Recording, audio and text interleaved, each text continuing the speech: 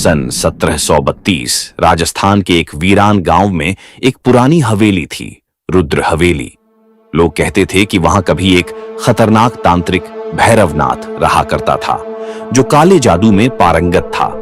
उसकी मृत्यु के बाद भी उसकी आत्मा हवेली में बंद थी। एक दिन एक इतिहास के छात्र अरविंद अपने रिसर्च के लिए उस हवेली में जाता है।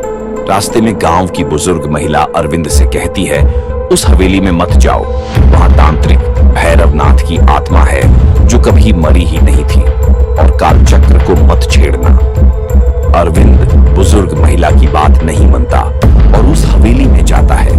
उसे वहां फर्श पर पुराना ग्रंथ, दीवार पर मंत्रों के निशान, पुराने तांत्रिक ग्रंथ, काली मिट्टी की गुड़ियां और खून से सनी दीवारें दिखी। अरविंद ग्रंथ को खोलता है और कुछ पढ़ता है। किताबें अपने आप उड़ने लगती हैं, दीवारों से चीखें आती है, टेबल हिलती है, खून के छींटे दिखाई देते हैं। पर जैसे जैसे वह गहराई में गया, अजीब चीजें होने लगी।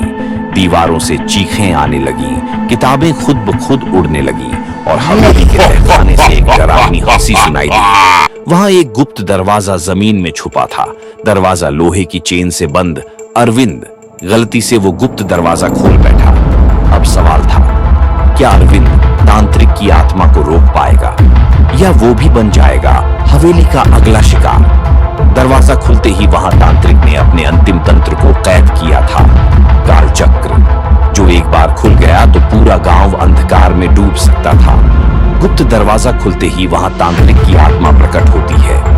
तूने मुझे आजाद कर दिया, अब तू मेरा है। कालचक्र जागृत होता है, गोल चक्र घूमता है, मंत्रों की आवाज, अंधेरा और आंधी हवेली कांपने लगती है, सब चीजें हवा में उड़ने लगती हैं। अरविंद को दादी जानकी की चेतावनी याद आती है।